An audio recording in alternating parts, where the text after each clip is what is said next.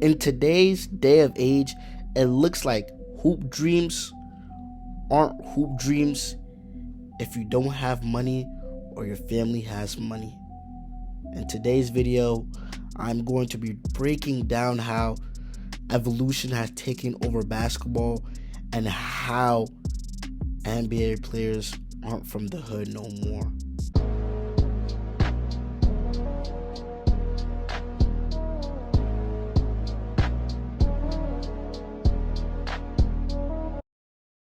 If you clicked on this video, I just want to put a disclaimer out saying this is strictly my opinion.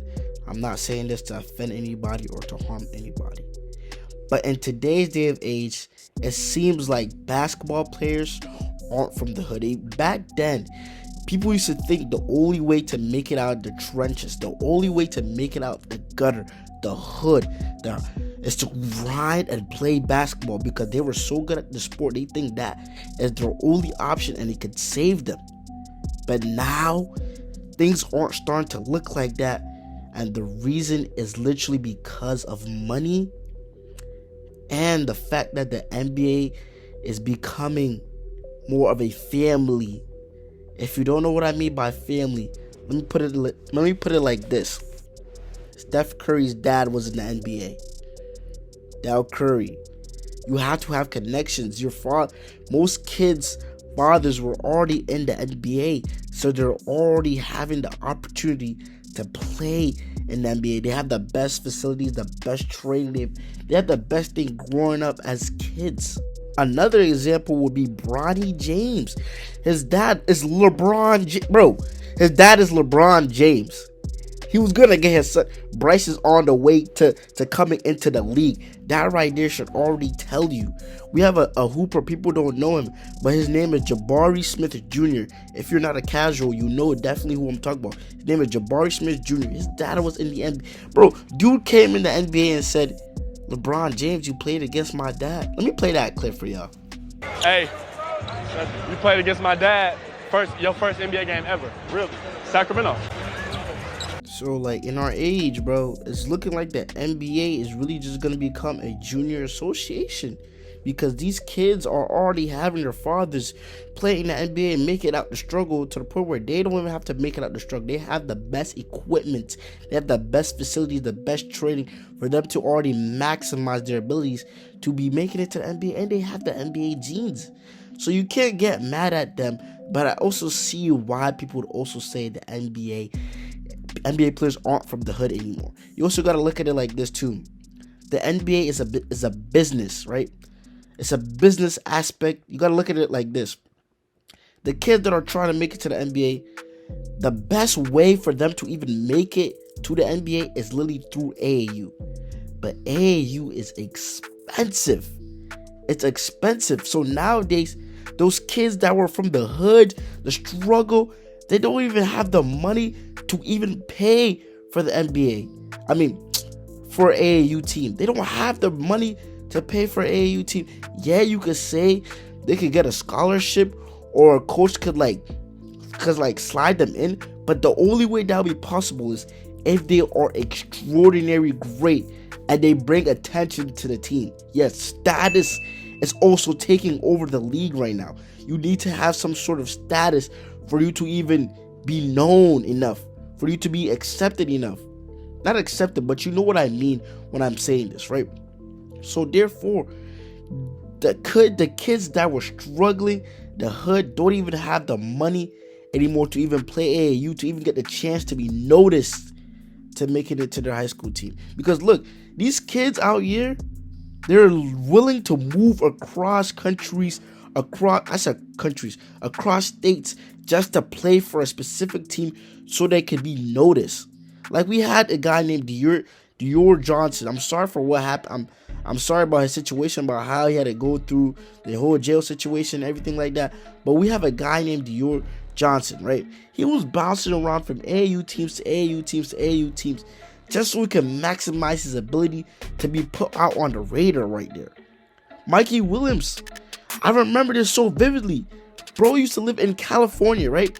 He used to live in California, but moved to North Carolina so he can even be better and play for a more comp team, so he can be noticed. Because his achievements in California, yes, he dropped like 77 points in Cali, but they were saying that the teams he was playing against were weak teams, so he had to go on to North Carolina so he could play even better teams to maximize his ability to being on the to being up there in the radar.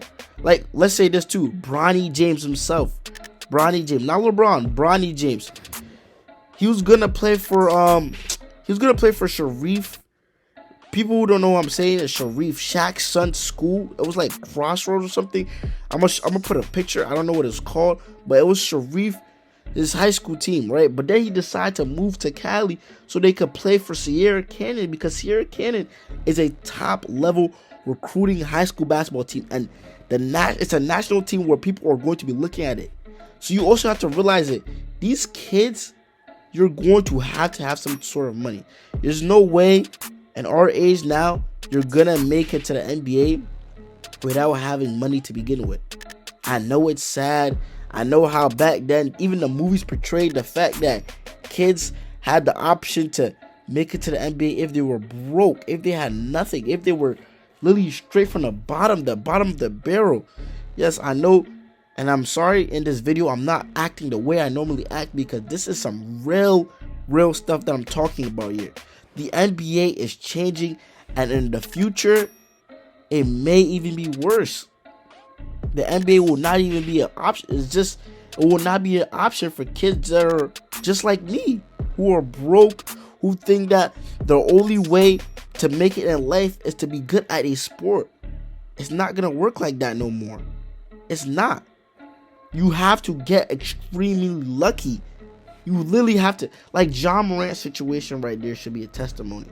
He literally got lucky. If he decided not to go in that second gym to just go hoop around, to just play basketball against those people, and that coach just never walked in there because he decided to get a bag of chips and decided to go watch a game because he was bored, John Morant would not be in the league right now. I'm sorry, but it's the truth. You literally have to get that type of lucky to make it to the league. The NBA is strictly just that's how it's gonna be. And I could also say this is probably happening in other sports. I'm not a sports head. I only love basketball and I only watch basketball, and I've been noticing this. Like, kids are only going to make it to the league right now if you have money, bro. You have to have money.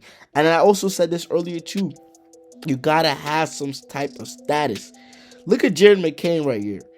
He basically marketed himself to the point where he made it to the NBA.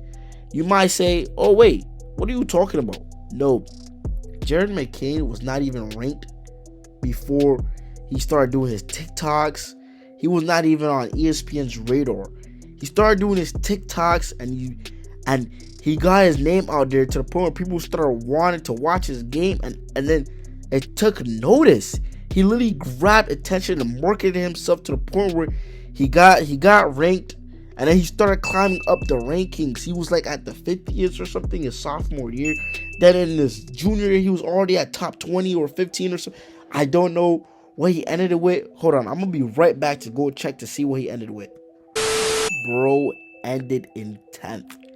He marketed himself to the point where he ended himself in the top 10 of ESPN rankings, bro.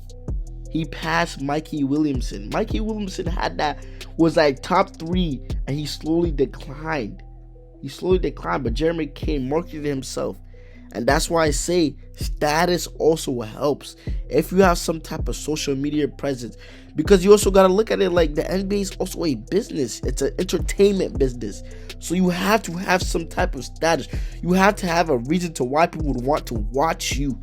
Not just you just wanted to be good at basketball and think you could make it out the hood. If you have nothing to make it out the hood, the best way I can say you could make it out of the hood to playing basketball in our day of age is to have some type of status. Start posting yourself on YouTube, making videos, start making TikToks, find a way to make content creation to the point where you marketed yourself well, to a point where you have a chance to even being in the NBA talks to making it to the league. I'm not saying everybody's gonna make it with this method, But I'm telling you, in our day of age, bro, you're not making it to the league if you are from the hood. Your best bet is to become a rapper. Because the way our world is, people are promoting dumb stuff. Like, bro, the people who are forced to be in the hood, they look at it like, oh wow, it's starting to be easier to become a rapper. Drill music is skyrocketing. Bro, I could just do this and make so much money. So they don't even care about even wanting to make it to the NBA. So we can't also just say you can't make it to the NBA if you're from the hood, because their mentality is switched. They don't have the mentality of, oh wait, the NBA is the last option. No, they have the mentality of, yo, if I start rapping about doing all these dangerous activities, if I start rapping about doing all this bad negativity stuff, becoming a YN, I'm making it in life, and I'm gonna be set for life. But not knowing when they do that, their life is shortened. Sorry to break it to you, but that is the truth. If you do that, your life is shortened. But anyway, this is just my opinion. Simple yap session for your boy SosaOnPoint. Don't forget to like, comment, and subscribe if you mess with me. If you mess with this video, comment down below what other videos you would like to see. And your boy Sosa, your boy Sosa is out.